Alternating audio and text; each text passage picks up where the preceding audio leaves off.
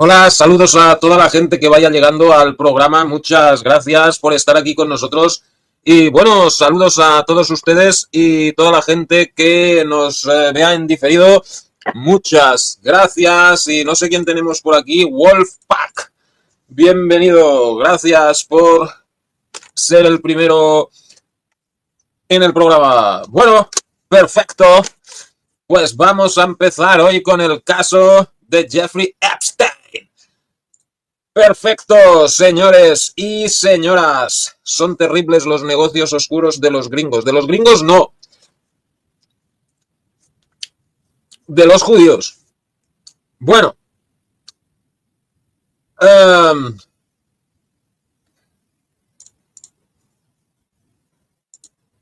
Vamos a ver.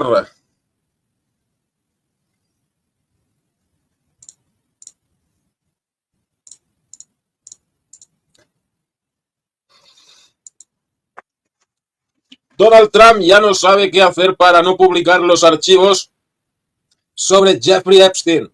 Sin embargo, antes e incluso después de las elecciones, en el universo MAGA se esparció la teoría de que Jeffrey Epstein dirigía una red de prostitución infantil para importantes figuras del Partido Demócrata y otras figuras liberales.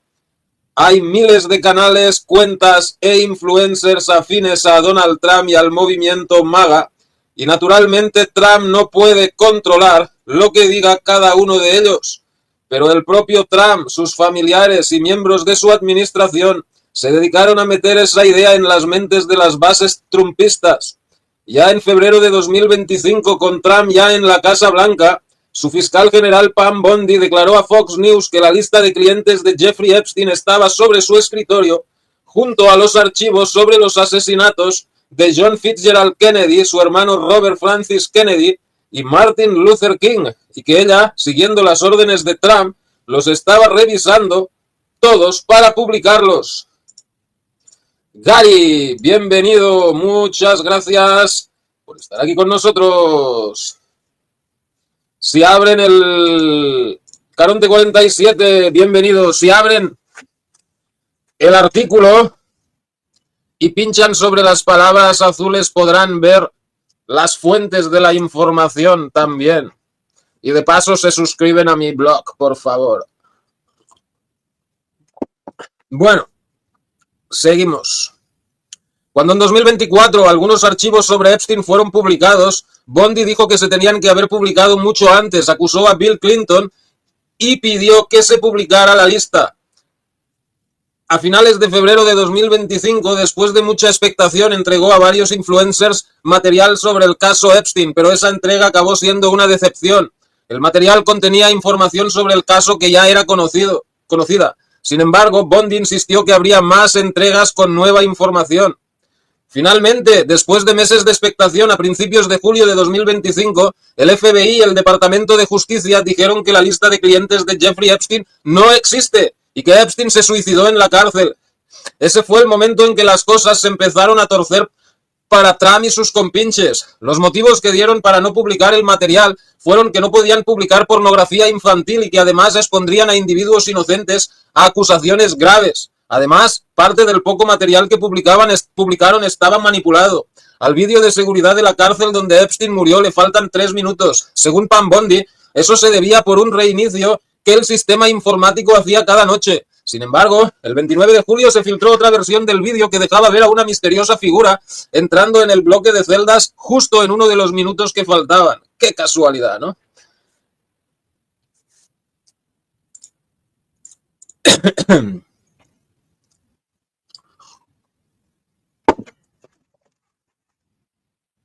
Precisamente el director y el vicedirector del FBI, Kash Patel y Dan Bongino, habían sido influencers que habían esparcido continuamente la teoría de que el caso Epstein era una red de prostitución infantil con importantes demócratas como clientes y que Donald Trump iba a mostrar al pueblo estadounidense la verdad sobre ese caso.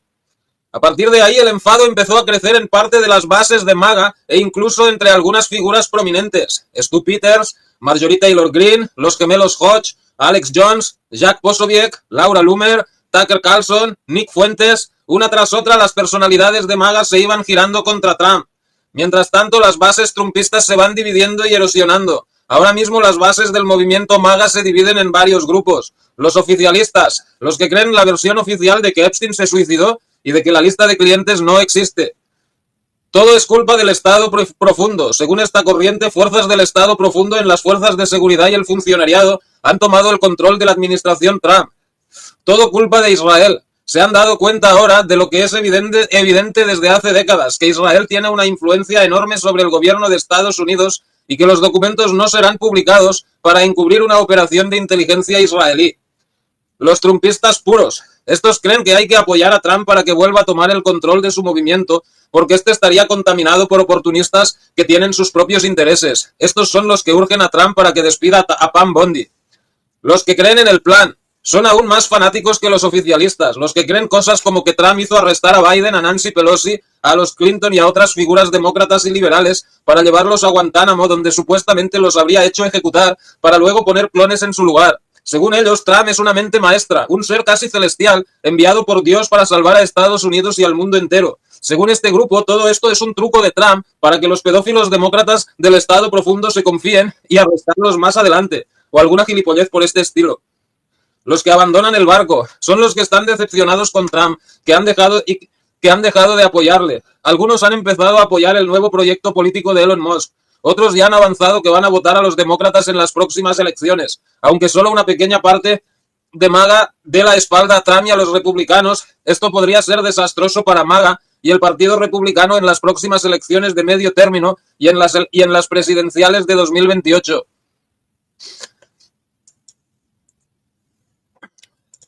La reacción de Trump no hizo más que empeorar las cosas. Primero se puso a regañar a los periodistas que hablan del tema, incluso a sus propias bases.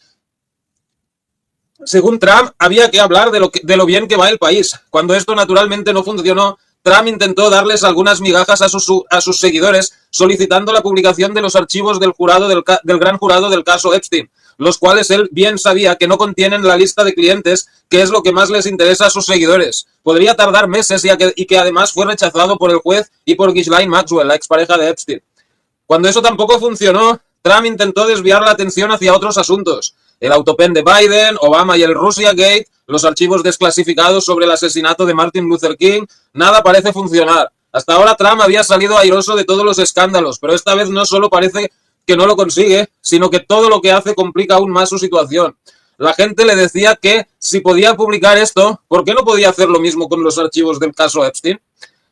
Cuando nada de esto funcionó, Trump les imploró a los periodistas que hablaran de cualquier cosa menos de Epstein, al mismo tiempo que intentó usar la técnica que ya le había funcionado durante la campaña, culpar a los demócratas. Trump apuntó al hecho de que Bill Clinton había estado 28 veces en la isla de Jeffrey Epstein y él ninguna. Sin embargo, los demócratas están sacando un beneficio político de la situación. El 15 de julio, el líder de la minoría demócrata en el Congreso, Hakeem Jeffries, pidió a Trump que publicara los documentos porque el pueblo de Estados Unidos merece la verdad. Si bien habría demócratas en la lista en caso de publicarse, muy probablemente estos ya no estarían en activo, mientras que Trump es un presidente en activo al cual le haría mucho más daño la publicación de tal información. O sea, es curioso, ¿no? Que una cosa que ha sido usada durante años por los demócratas, por los republicanos y por Trump y por el MAGA para atacar a Clinton, a Biden y toda esta gente, ahora es algo que se ha girado contra ellos y ahora son los demócratas los que quieren que se publique la lista, porque saben que Trump está en ella. El 30 de julio, miembros demócratas del Comité de Seguridad Nacional y Asuntos Gubernamentales mandaron una carta al Departamento de Justicia y al FBI para que publicaran los documentos antes del 15 de agosto. Según la ley, si un mínimo de 5 miembros del comité solicitan un documento, el Departamento de Justicia está obligado a entregarlo. Sin embargo, es poco probable que lo hagan y parece que esta solicitud se va a convertir en una larga batalla legal. El propio Trump ha alimentado los rumores contra él nombrando a Emil Bove como juez federal. Bove fue uno de los funcionarios del Departamento de Justicia que fue clave en el encubrimiento de los archivos del caso Epstein junto con Pam Bondi. Ya en su primer mandato había dado que hablar el hecho de que Trump... A ver, ahí... A ver, dame un momento. Hay un error. ¡Ah!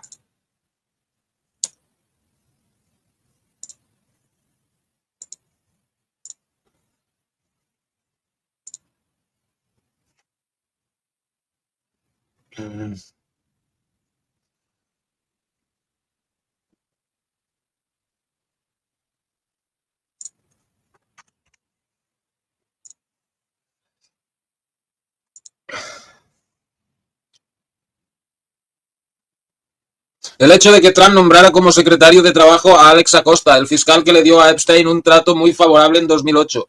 No es difícil sospechar que su nombramiento es una recompensa por su asistencia en el encubrimiento del caso Epstein. Algunas declaraciones de Trump también incluían una elección de palabras cuanto menos era remarcable. Trump declaró que Epstein le había robado a Virginia Giuffre como si Giuffre fuera algo de su propiedad y que no había tenido el privilegio de visitar la isla de Epstein. Pero ¿por qué Trump y su equipo usaron este asunto potencialmente tóxico para él, sabiendo que existía la posibilidad de que él apareciera en los archivos? De hecho, el Departamento de Justicia habría avisado a Trump de que su nombre aparece en los documentos. Y si él aparece en los archivos, ¿por qué no los publica censurando las partes donde él aparece? ¿Quién era Jeffrey Epstein? ¿Y por qué Trump no quiere publicar los archivos? Proyecto político de Elon Musk. Ya me pensaba yo que va a terminar de presidente. No, él no puede ser presidente porque él nació en Sudáfrica. Para ser presidente tienes que haber nacido dentro de Estados Unidos, pero lo que sí que puede hacer es financiar a otro para que sea presidente y que ese haga todo lo que él diga. Aunque bueno, parece que al final ese tal Partido por América que él quiere empezar al final no va a fructificar, que va a pagar a... De hecho, hay indicios que Musk y Trump se están volviendo a acercar, ¿no? Pero bueno, Jeffrey Epstein era un judío que nació en 1953 en Nueva York, en un barrio de mayoría judía. Su familia era de clase trabajadora. Su padre era jardinero y su madre era ama de casa. Jeffrey era un niño superdotado con inclinación por la música y las matemáticas. Empezó a tocar el piano a los 5 años y lo avanzaron 2 cursos por delante del curso correspondiente a su edad. Desde 1971 estudió matemáticas en la Universidad de Nueva York. Hasta aquí su vida fue la vida normal de cualquier joven. Sin embargo, a partir de 1974 su biografía se empieza a poner extraña. En 1974 es contratado sin titulación por el judío Donald Barr para enseñar matemáticas en la escuela Dalton, una escuela de enseñanza secundaria para los hijos de la élite.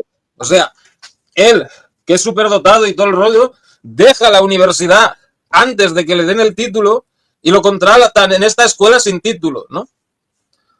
Bueno, antes de ser director de la escuela Dalton, Barr había trabajado para la OSS, uno de los precursores de la CIA.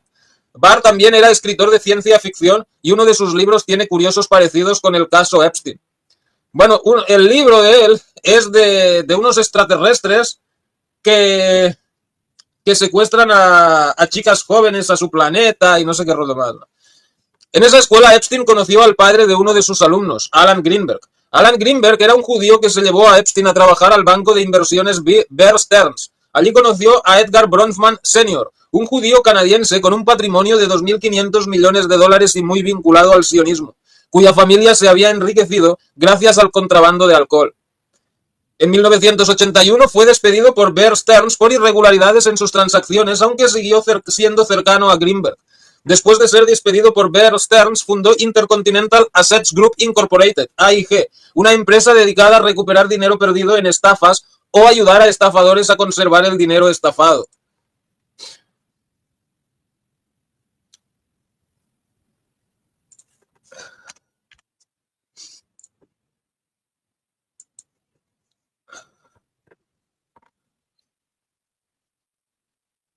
Uno de sus clientes de esa época fue Adnan Khashoggi, un multimillonario saudita al servicio de Israel con un patrimonio de 4.000 millones de dólares.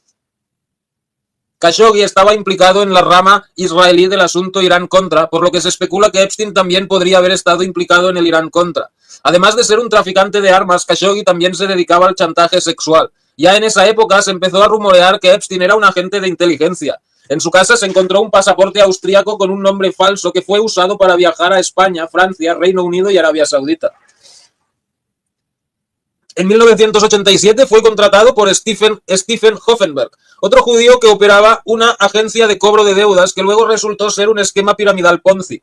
En 1995, Hoffenberg fue condenado a 20 años de cárcel por estafa, de los que cumplió 18. Más adelante, Hoffenberg declararía que Epstein fue el cerebro de la estafa, que Epstein le robó 100 millones de dólares, que Epstein se movía en círculos de los servicios de inteligencia, que el dinero robado y estafado fue la base con la que más tarde Epstein estableció su fondo de inversiones, y que Epstein conspiró con fiscales estadounidenses para que solo él fuera condenado por la estafa, mientras Epstein quedó libre y se quedó con parte del dinero.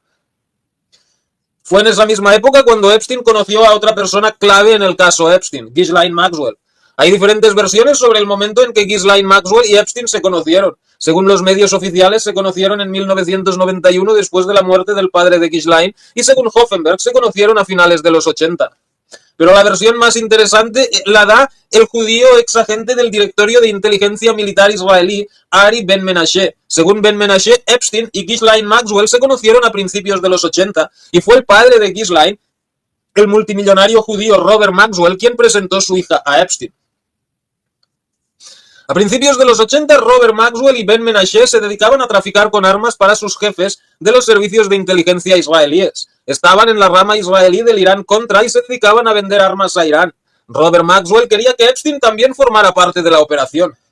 La versión de Ben Menashe se ve confirmada en parte por Hoffenberg, que dijo que fue el traficante de armas británico Douglas Lees el que le presentó a Epstein. Y por el hecho de que Khashoggi, que también se dedicó a traficar con armas para los israelíes en el Irán-Contra, hubiera sido el cliente de Epstein en AIG. Robert Maxwell era un judío nacido en Checoslovaquia que luego se nacionalizó británico. Curiosamente, la biografía de Robert Maxwell tiene parecidos a la de Epstein. El nombre real de Robert Maxwell era Jan Ludwig Heimann Benjamin Hock. Nació en 1923 en una familia de judíos pobres. Cuando los alemanes ocuparon Checoslovaquia, huyó a Francia, donde se unió al ejército checoslovaco en el exilio.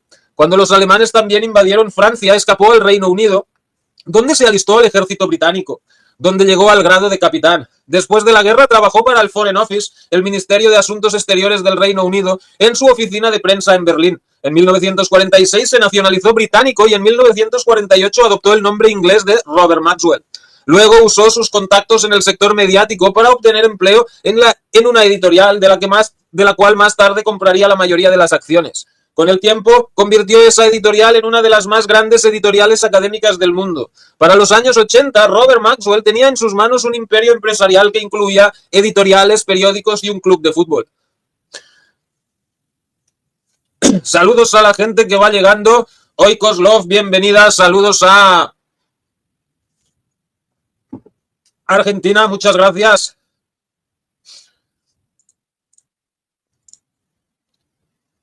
Robert Maxwell era un fanático sionista. Su esposa Elizabeth Maxwell dedicó toda su vida a difundir la versión oficial del Holocausto. Parte de los negocios de Robert Maxwell eran una tapadera para sus actividades de espionaje, que luego fueron continuadas por sus hijos. Se sospecha que Robert Maxwell era un agente triple que trabajaba a la vez para los británicos, los soviéticos y los israelíes, pero su verdadera lealtad era hacia los israelíes. La carrera de Robert Maxwell en el mundo del espionaje empezó cuando todavía estaba en el ejército de Su Majestad, donde interrogó a importantes prisioneros alemanes. A finales de los años 40 intercedió ante el gobierno checoslovaco para que vendieran armas al naciente Estado de Israel para luchar contra los árabes, lo que da por pensar que Robert Maxwell estuvo toda su vida implicado en el tráfico de armas. Pero su operación más sonada fue el caso PROMIS. PROMIS son las siglas de Prosecutors Management Information Software, que en español significa software para el manejo de la información para fiscales, y es un programa informático de bases de datos que sirve para monitorear personas y grupos de personas. Este programa fue creado por Bill Hamilton, de la empresa Inslaw. Inslaw vendió el programa al Departamento de Justicia de los Estados Unidos.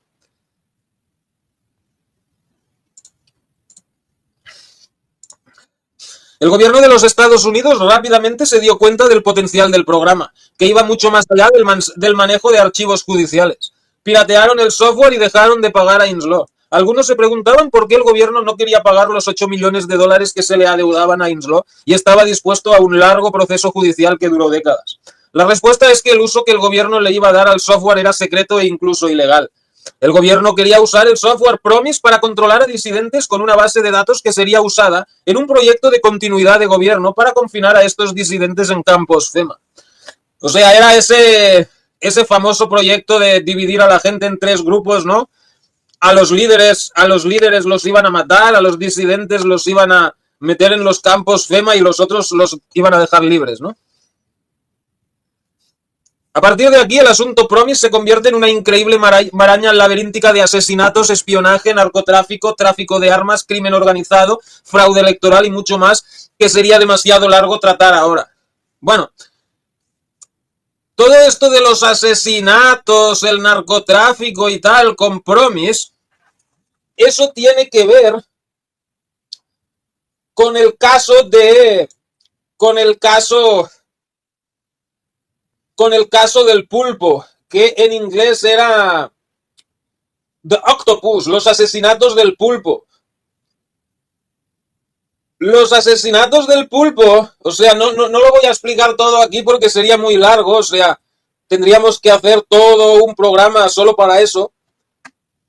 Pero el rollo es que todo salió, bueno, una pequeña parte salió cuando encontraron muerto a un periodista llamado Dani Casolaro. Bueno, Casolaro supuestamente se había suicidado cortándose las venas en la bañera. Esa era la versión oficial, pero había muchas cosas raras. ¿Por qué? Había manchas de sangre fuera de la bañera. Y además se había cortado las venas de manera tan profunda que había cortado los tendones de los brazos.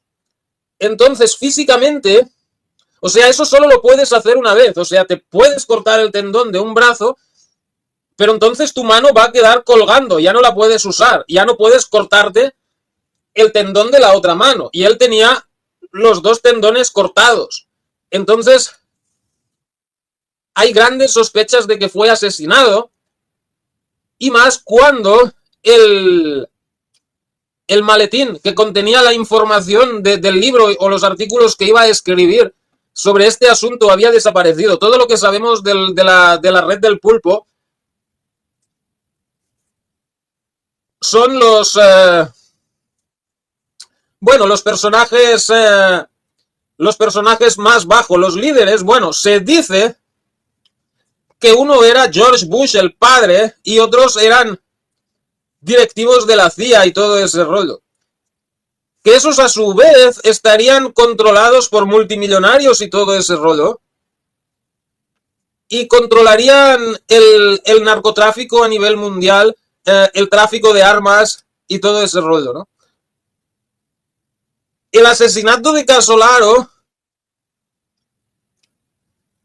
está relacionado con otro asesinato, unos asesinatos que hubo en una reserva de indios en California, donde una empresa llamada Wackenhut, que más tarde se convirtió en G4S, Sol Negro, bienvenido, muchas gracias por estar aquí con nosotros. Wackenhut más tarde se convirtió en G4S. Pero bueno, Wackenhut estaba experimentando con armas químicas y biológicas y todo el rollo en esa reserva de indios, pero los indios estos no veían un duro, porque, bueno, había otras cosas en esa reserva, había un casino y tal, que estaba manejado por la familia Gambino, que son una familia de italianos de la mafia, ¿no? Pero bueno, el jefe de seguridad de la reserva, un tal... ahora os lo diré. Fred Álvarez apareció asesinado junto a otras dos personas después de que él consiguió entrar en las oficinas de Wackenhut, que Wackenhut era una tapadera de la CIA, básicamente, y vio los planos de las armas que estaban fabricando y todo ese rollo, ¿no? Los asesinatos quedaron impunes, no se hizo nada. Y bueno, parte de estas armas se vendieron a los contras nicaragüenses. Muchas figuras de esto del octopus, del pulpo y tal, estaba relacionado con el Irán Contra. El Irán Contra, ellos mandaban armas a los contras y los contras pagaban con cocaína que ellos vendían en Estados Unidos a sus propios ciudadanos. que eso está relacionado con otro asesinato, el asesinato del periodista Gary Webb. Gary Webb escribió una serie de artículos que decía que la crisis del crack en Estados Unidos fue provocada por la CIA, directa o indirectamente. Que a su vez está relacionado con el asesinato de un periodista mexicano y de un periodista mexicano, Manuel Buendía. Manuel Buendía se llamaba el periodista. Ese periodista decía que la CIA estaba metida en el narcotráfico en México y toda esta historia. Básicamente lo mismo que decía Gary Webb en Estados Unidos, pero él lo decía, se centraba más en México. Y además, todos estos asesinatos estaban a su vez relacionados con el asesinato de Enrique Camarena. Enrique Camarena era un agente de la DEA que trabajaba en México, que siempre se creyó que lo habían matado los de un narco, pero creo que en 2013 se descubrió que lo había matado la CIA, porque él, bueno, de alguna manera era molesto para los intereses de la CIA, ¿no? Entonces, bueno, lo de los asesinatos del pulpo, hay más. Lo de los asesinatos del pulpo está relacionado también con lo del Promise, que les he dicho antes, ¿no? Que el Promise es un software que lo modificaron, se podía usar, que bueno, ahora lo siguen usando, pero la evolución de Promise es Prism y el otro es Pegasus, ¿no? Que Pegasus ya es el no va más, puede hacer todas las pijadas, o sea, meterse en tu teléfono, sacarte todas las fotos que tienes, o sea, cualquier cosa que te puedas imaginar. Y el Prism es lo mismo que Promise, pero más moderno, o sea, seguir y relacionar a grupos de individuos, ¿no? Promise se lo quitaron a Bill Hamilton, le pusieron una puerta trasera y infiltrados judíos y proisraelíes que había del gobierno de Estados Unidos se lo dieron a los israelíes. Que Robert Maxwell, que lo hemos citado antes, se lo entregó a los soviéticos, a los británicos, a los canadienses, a los alemanes, a los zimbabuanos, a Tokiski, o sea, todos los países del mundo tenían este programa y el rollo era que, como los israelíes habían puesto esta puerta trasera, podían hackear y espiar a todos los servicios de inteligencia del mundo sin que se dieran cuenta. Ellos y la CIA, ¿no? El Mossad y la CIA. El que le robó el Promise a Hamilton era uno que creo que se llamaba El Bryan. El Bryan trabajaba para Ronald Reagan cuando este era gobernador de California. Y bueno, se dice que le dieron el Promise para su empresa como recompensa por haberle arreglado a Reagan la sorpresa de octubre. La sorpresa de octubre es que, en principio, las elecciones de 1980 las tenía que haber ganado Jimmy Carter, pero estaba todo arreglado para que unos prisioneros americanos que había en Irán los liberara Carter justo antes de las elecciones, Carter quedara como un héroe y ganara las elecciones. Sin embargo,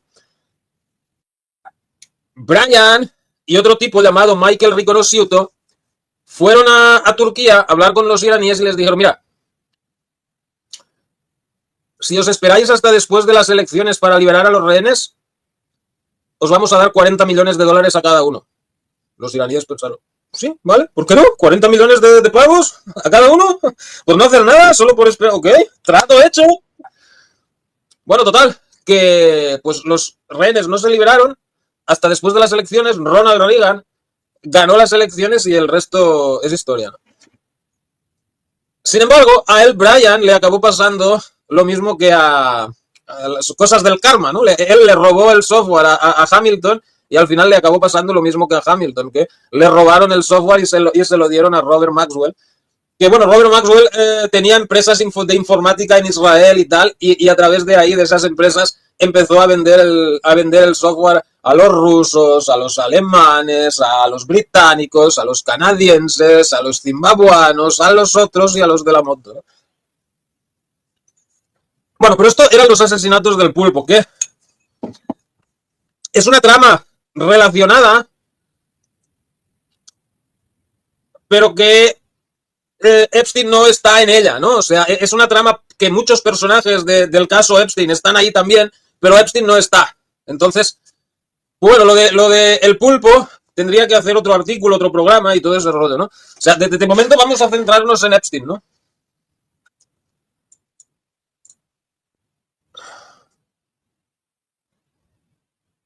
Ni siquiera alcohol debemos consumir, todo vicio es el regalo, claro, claro.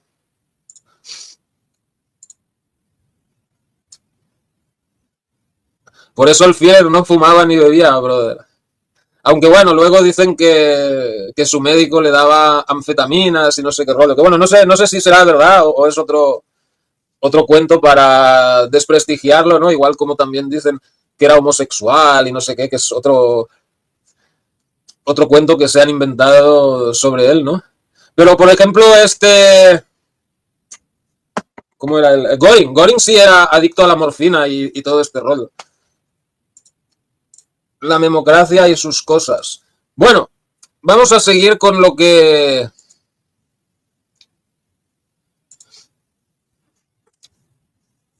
Lo que a nosotros nos interesa aquí es la relación del padre de Ghislaine Maxwell con Promise y con el espionaje israelí. En septiembre de 1980, dos estadounidenses, Elle Bryan y Michael Riconosciuto, o sea, lo que les he dicho antes, ¿no?, viajaron a Turquía para entrevistarse con funcionarios del régimen iraní.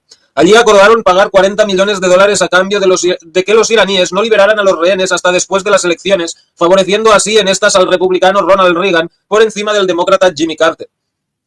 A cambio de hacer estas gestiones, Bryan recibió el software Promise para su empresa Hadron. Bryan era un infiltrado sionista dentro de la administración Reagan y era cercano al espía israelí Rafi Eitan. Bryan y Eitan idearon un plan para incorporarle al software una puerta trasera, suministrarlo a otros servicios de inteligencia y así poder espiar a otros países. Michael Riconosciuto fue el que incorporó la puerta trasera. Cuando Eitan e Israel tuvieron el software en sus manos, usaron a Robert Maxwell y sus empresas israelíes para suministrar el software a países como Canadá, la Unión Soviética, el Reino Unido, Chile, Argentina, Irak, Jordania, Zimbabue y otros países para que Israel pudiera espiar a cada uno de estos países. Se especula que pudo haber sido Robert Maxwell el que reclutó a Jeffrey Epstein para la inteligencia israelí, aunque seguramente Epstein ya trabajaba para uno o varios servicios de inteligencia desde antes, tal como dice Ben Menashe. Además de Robert Maxwell, otra figura prominente en la vida de Jeffrey Epstein fue Leslie Wexner.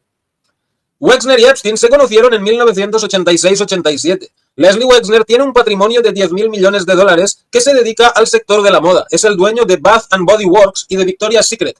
Antes de conocer a Epstein, a Wexner ya se le conocían vínculos con el crimen organizado y se le vinculaba al asesinato del abogado Arthur Shapiro. En 1983 creó la Fundación Wexner para poner a jóvenes judíos prometedores en posiciones de responsabilidad en Norteamérica y así favorecer a Israel. Pero más importante aún que la Fundación Wexner es el Grupo Mega. El Grupo Mega fue un grupo de multimillonarios judíos sionistas que fue fundado por Leslie Wexner y Charles Bronfman. Que Charles Bronfman creo que es el hermano o el sobrino del otro Bronfman que conoció Epstein.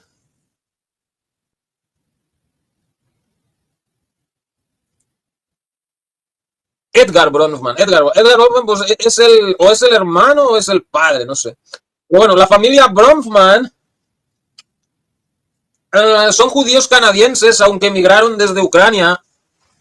Y ellos se hicieron ricos con el contrabando de licores durante la ley seca, durante la prohibición del alcohol en Estados Unidos. Ellos son pues los que le vendían a gente como Al Capone y demás. Y luego el dinero lo invirtieron en hoteles y así, y ahora pues son súper millonarios, ¿no? Creo que es la familia más rica de Canadá. Pero bueno, Charles Bronfman y Leslie Wexner fundan el grupo Mega, que del grupo Mega todos los miembros del grupo tenían vínculos con el crimen organizado y los gobiernos y servicios de inteligencia de Israel y Estados Unidos. Su objetivo era favorecer los intereses de Israel en Norteamérica. Se sospecha que el grupo Mega espió las actividades sexuales de Bill Clinton con la becaria judía Mónica Lewinsky y luego usaron esa información para chantajear a Clinton y evitar así que Estados Unidos usara su poder e influencia para la creación de un Estado palestino. Bueno, no sé si se acuerdan, en aquella época del 96, 97, 98, con el caso Lewinsky, creo que fue en el 95 por ahí, se firman los acuerdos de Oslo. Los acuerdos de Oslo fueron firmados por Yasser Arafat y Isaac Rabin. Se suponía... Bueno, miren, aquí lo tengo, ¿no?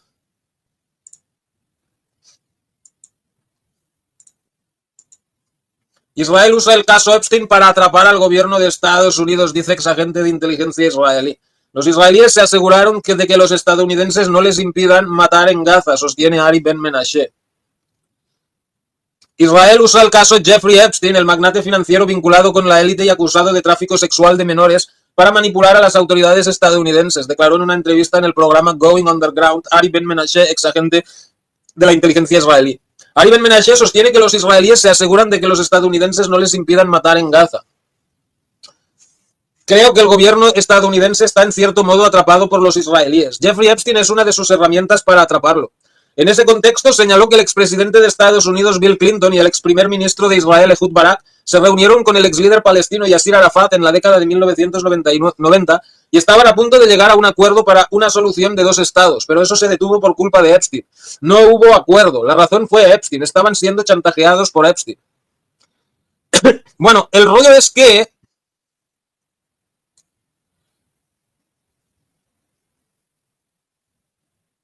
se dice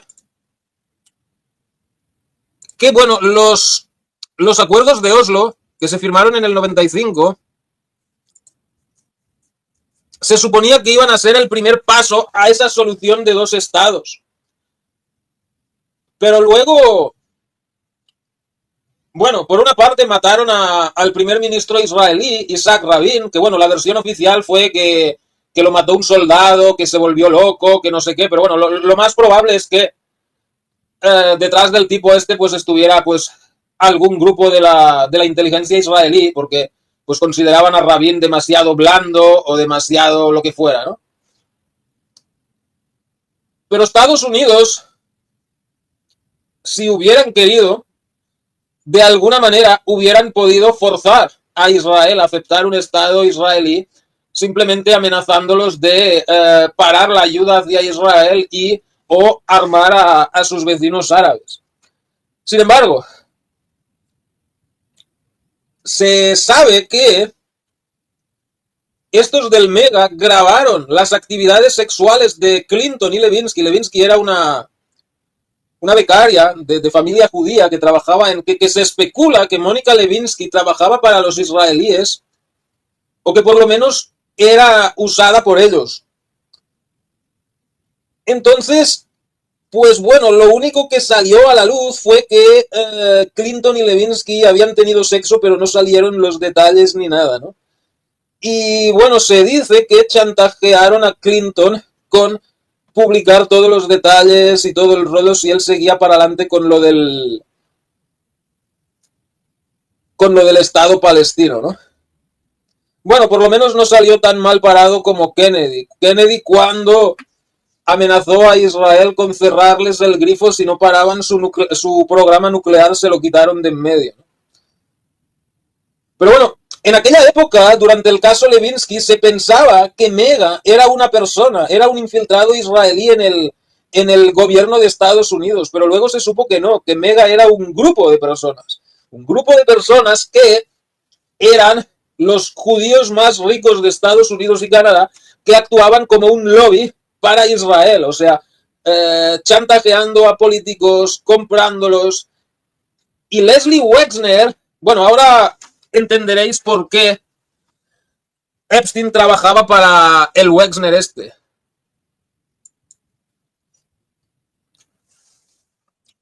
Su objetivo era favorecer los intereses de Israel en Norteamérica. Se sospecha que el grupo Mega espió las actividades sexuales de Bill Clinton con la becaria judía Mónica Lewinsky y luego usaron esa información para chantajear a Clinton y evitar así que Estados Unidos usara su poder e influencia para la creación de un Estado palestino. Jeffrey Epstein era el asesor financiero de Leslie Wexner y a partir de 1991 le dio poderes de abogado, lo que significa que Epstein podía hacer y deshacer lo que quisiera con el dinero de Wexner. Se sospecha que Wexner es el origen de por lo menos parte de la fortuna de Jeffrey Epstein. Según Maria Farmer, una de las víctimas de Jeffrey Epstein que trabajaba en la casa de Wexner, Epstein se presentaba como reclutador para Victoria's Secret para así tener acceso a jovencitas. Cuando Epstein agredió sexualmente a Farmer en la residencia de Wexner en New Albany, Ohio, y cuando intentó huir, fue retenida por los servicios de seguridad de Wexner. Cuando Farmer fue a la policía de New Albany, estos le dijeron que ellos trabajaban para Wexner. Es probable que fue a través de su relación con Wexner que Epstein comenzó sus operaciones de chantaje sexual para Israel. Bueno,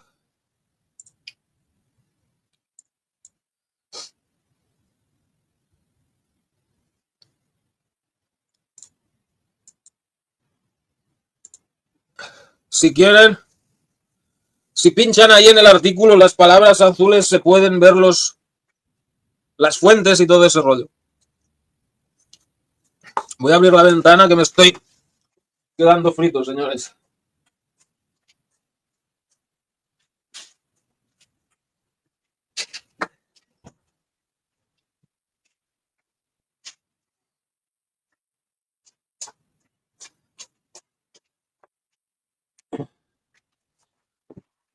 Bueno, ¿qué se cuentan por aquí? Del pintor dicen y dirán de todo. Göring fue algo traidor al final. Bueno, no sé. Pero bueno, ¿por qué lo dices? Porque intentó negociar con los americanos y todo eso. Bueno, la guerra estaba perdida ya. Los jóvenes Judens no prometen nada ni siquiera metidos en la FDI con el mejor armamento del mundo, Danas. ¿Quién habrá sido el inteligente que prohibió el alcohol? Los puritanos, los de las iglesias protestantes. Muy putero el Clinton clásico J como el putero de Kissinger. Clinton no es judío, creo. Clinton no es judío. A ver.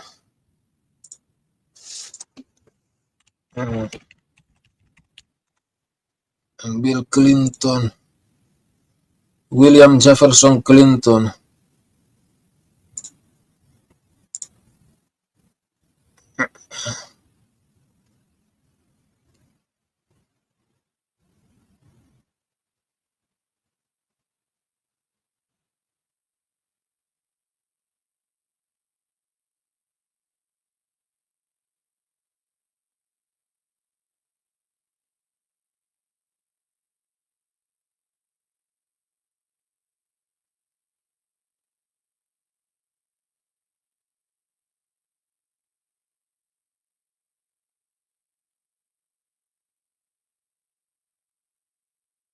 Pero es masón. No. Bueno, fue masón y se salió luego. Okay.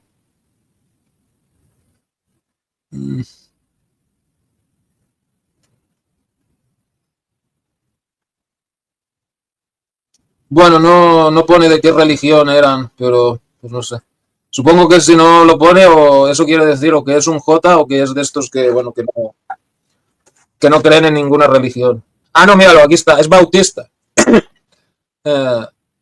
A los 10 años fue bautizado en Park Place en la iglesia bautista de Hot Springs, Arkansas. Al jurar como presidente, entró como miembro en la iglesia de Foundry United, en la iglesia metodista unificada Foundry, en Washington, D.C. Su esposa Hillary también es metodista. Bueno, es protestante simplemente.